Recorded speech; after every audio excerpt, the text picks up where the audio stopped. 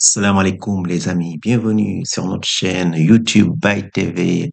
L'actu en continu, info, analyse en temps réel pour ne rien manquer. Aujourd'hui, on va vous parler de ce match légendaire qui est entré dans le panthéon du football mondial.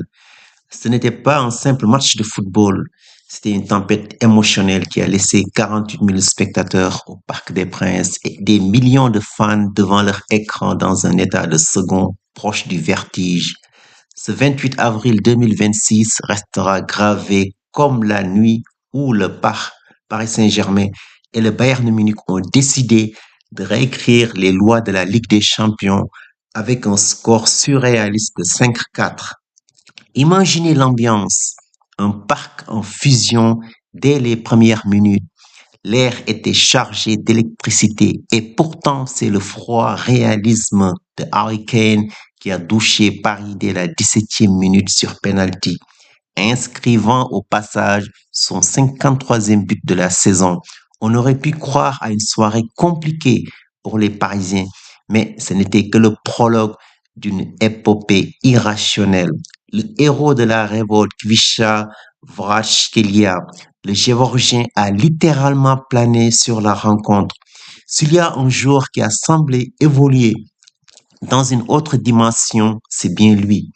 Décrit par la presse comme un joueur au-dessus de la mêlée, il a été le cœur battant de la révolte parisienne. L'éclair de génie à la 24e minute, alors que le PSG doutait, il a réalisé un exploit individuel mémorable.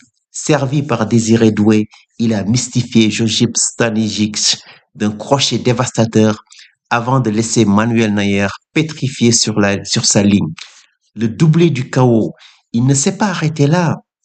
À la 56e minute, parfaitement placé au second poteau, il a repris un centre d'Achraf Hakimi pour inscrire son deuxième but personnel, portant le score à 4-2 et faisant exploser le Parc des Princes. Sa performance lui a valu la note exceptionnelle de 9 sur 10 dans l'équipe. Ce n'était plus un match, c'était un clash d'idées, comme l'a décrit Vincent Kompany. Deux armadas refusant de reculer, cherchant le chaos à chaque transition. Le scénario a complètement basculé juste avant la pause. Joao Neves a fait exploser le match en donnant l'avantage au PSG. Mais on va s'arrêter sur un joueur exceptionnel, Michael Olise, le poison bavarois. Il a été un danger permanent, surveillé comme le lait sur le feu par une défense parisienne qui craignait chacune de ses prises de balles. L'insaisissable Michael Olise, avec 8 dribbles réussis, le record du match.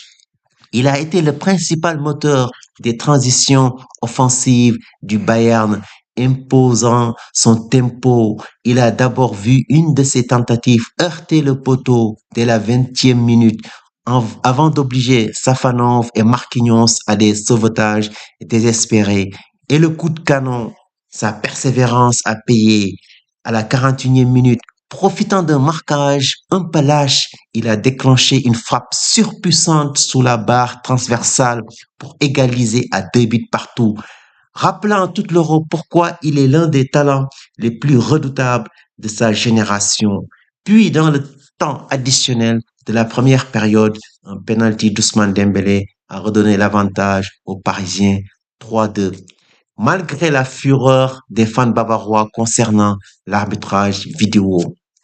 Au retour des vestiaires, nous avons vécu 10 minutes de pure magie parisienne. En l'espace de 120 secondes, Vara et Dembélé ont chacun signé un doublé, portant le score à 5-2 pour le PSG. À ce moment-là, le parc ne chantait plus, il hurlait de joie.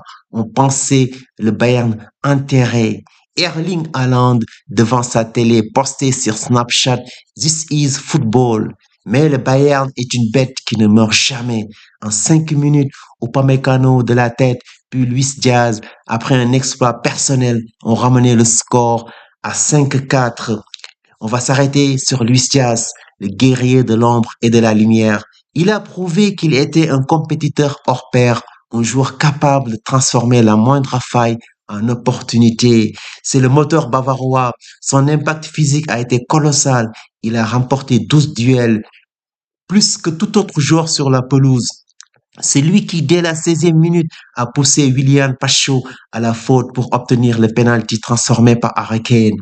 Et le but de l'espoir, alors que le Bayern semblait couler à 5-2, c'est Diaz qui a sonné la charge à la 68e minute après un contrôle orienté parfait sur une passe millimétrée de Kane. Il s'est joué de Marquinhos pour loger une frappe enroulée chirurgicale dans le petit filet. C'est le but qui permet aujourd'hui au Bayern de croire encore au miracle pour le match retour. Ces trois-là, on va le dire, ces trois-là n'ont pas seulement joué un match de football, ils ont offert une leçon d'intensité humaine, montrant que même dans l'adversité la plus totale, le talent et la volonté peuvent renverser des montagnes.